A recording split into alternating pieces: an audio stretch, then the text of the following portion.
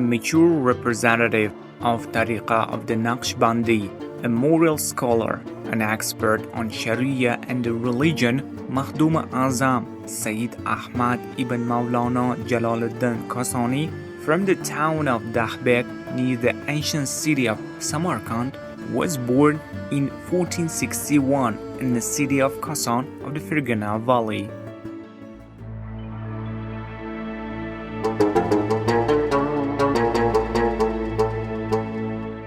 Mahdum Azam is recognized as one of the mature sheikhs of the Hojagan Naqshbandiya Tariqa after Hoja Muhammad Zahid and is revered by many rulers and scholars as the great sheikh of the Naqshbandiya Tariqa.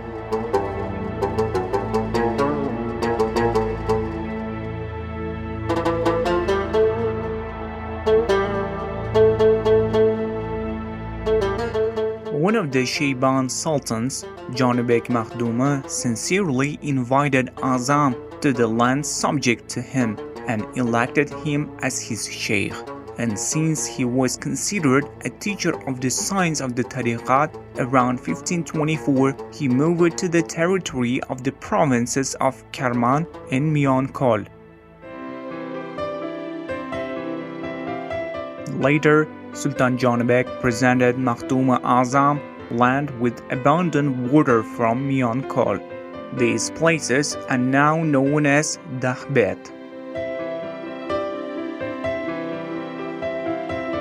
Mahdum Azam lived here until the end of his life and died in 1542.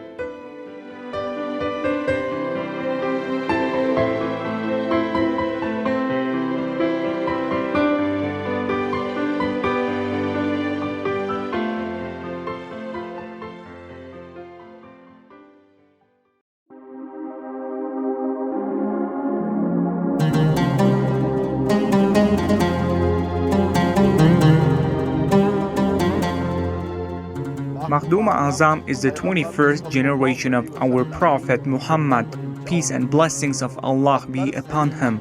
His father, Sayyid Ahmad, was born in Kasansai, Namangan region, and two of his ancestors died in Namangan. The rest came from Mecca. Hazrat Mahdum Azam is one of the three Azams. The first Hazrat Imami Azam, Gausul Azam, and Hazrat Mahdum Azam. Mahdum Azam has devoted his life to teaching and imparting knowledge. He wrote over 30 treatises on Sufism, ethics, and theology. Sayyid Ahmad Hojagi ibn Sayyid Jalaluddin Kasani received the title of Mahdum Azam, that's the great master, in the Islamic world due to his great contribution to the Naqshbandi Tariqa.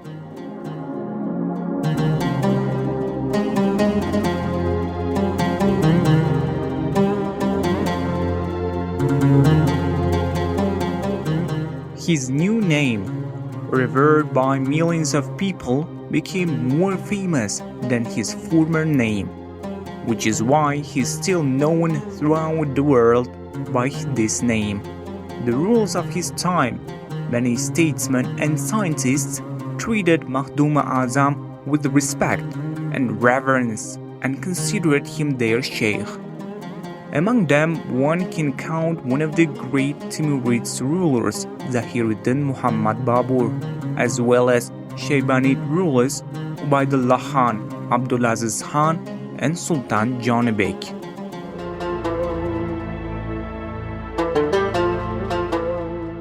If at the time of the rulers of Shaybanis in this place was a huge fortress surrounded by a high wall with several gates, then by the time of the Astarkhanis, Dahbet had already become the center of the region. A great contribution to the development of Dahbet was made by the Hakim of Samarkand, Bahadur Yalangtashbih. He was devoted to Hoja Hashim Dahbedi, the grandson of Mahdum Azam, whom he considered his sheikh. One of the Padishahs who swore allegiance to Hazrat Mahdum Azam was the ruler of Samarkand, Saint Yalangtush Bahadur Amir. Being the ruler of Samarkand, that's a Padishah, he built a Dahma tombstone for Hazrat Mahduma Azam and then mosque as a personal gift. Therefore, he built a Dahma on the grave of his great-grandfather, Sheikh Mahduma Azam, and next to it a large mosque. This mosque is a large ensemble consisting of a 6-pillared and 12-domed hall, a room for ablution and additional rooms.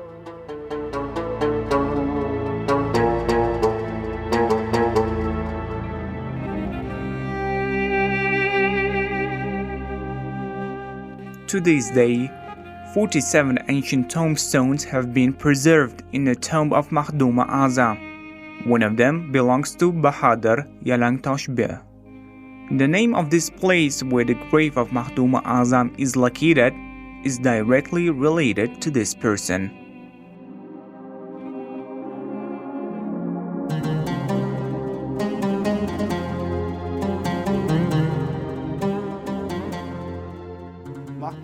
Hazrat Mahduma Azam is from Namangan. The reason for his arrival in Samarkand was Sheikh Hoja Ahrar Wali. When he became a student of Hoja Ahrar Waliya, his teachers suggested that he choose a place in his lands, and when he arrived, he chose a place for himself between Karadarya and Akdarya. After the arrival of Hazrat Mahdumi, Azam began by planting 10 willows. Therefore, this village is called Dahbat in Persian, which means 10 willows in Uzbek.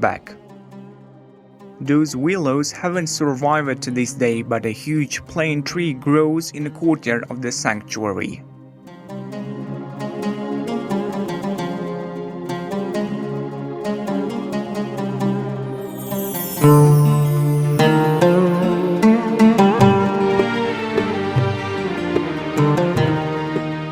Regarding the biography and works of Mahduma Azam, Muhammad Shahri Safai al-Khatib wrote a work called Anis at-Talibin, a close friend of those who seek the truth. Dost Muhammad Falskar wrote a work, Tanbiyatus Zalin wal Muzilin, instruction to those who are mild and those who mislead. Dost Muhammad ibn Nawruz Ahmad al-Kishi al-Qasani wrote the work Silsilat us-Sadiqin Wainsul Ashikin, Generation of the Faithful and Friend of Lovers, in which they gave complete and reliable information about this great sheikh of the tariqah.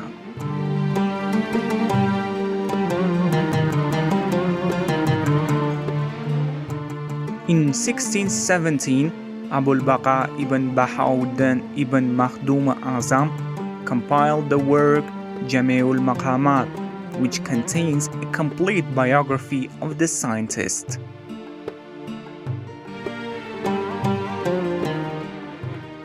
Scientists have identified more than 30 treatises written by Mahduma Azam. He wrote a treatise, Baburiya, dedicated to Zahiruddin Muhammad Babur, and sent it to India.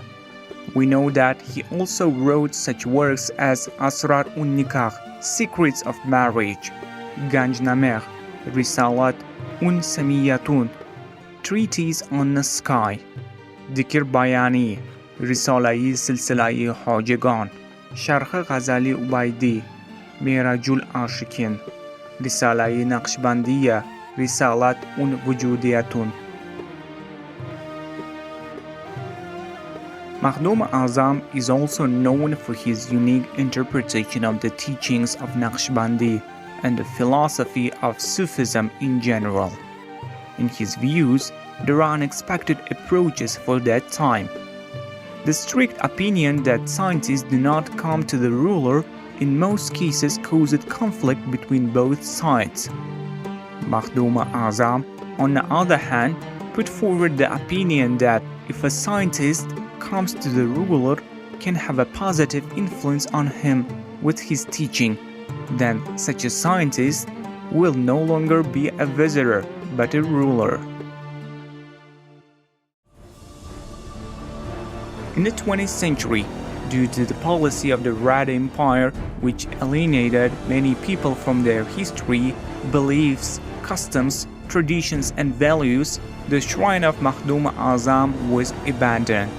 But as part of the program for studying the heritage of great ancestors and developing the pilgrimage tourism sphere established by the government of the new Uzbekistan, the shrine has reopened.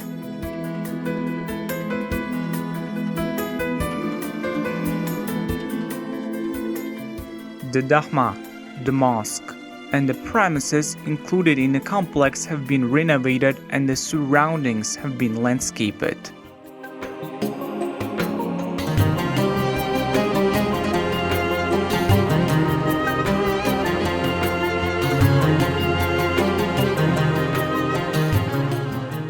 Pilgrims hurrying to the tomb of Mahdumi Azam continue to walk throughout the year.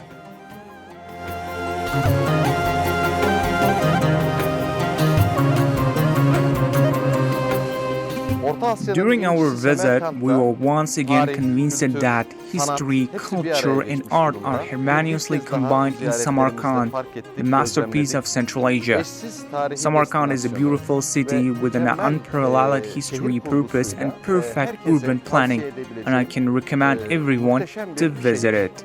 Thanks for everything. Uzbekistan is a very beautiful country. I like its history. I like the weather at this time of year. It's not too hot for me. The people are very, very hospitable and friendly and will help you anytime you need help. I like the food. Mwah!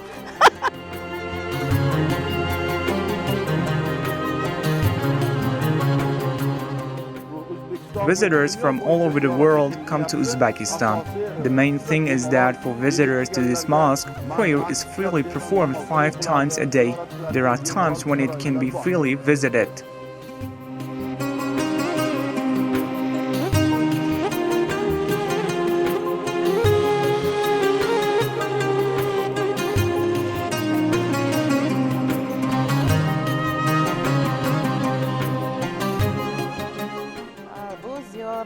Pilgrimage is a big deal.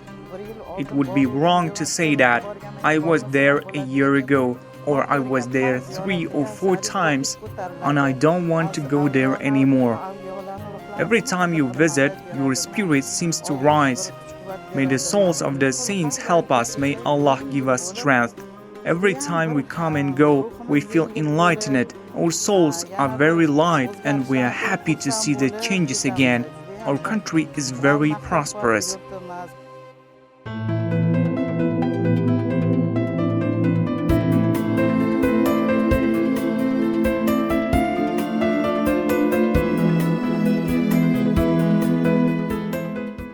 In a word, today the history of Mahdumi Azam serves as an important guide in the dissemination and development of the teachings of Naqshbandi in many countries of the world.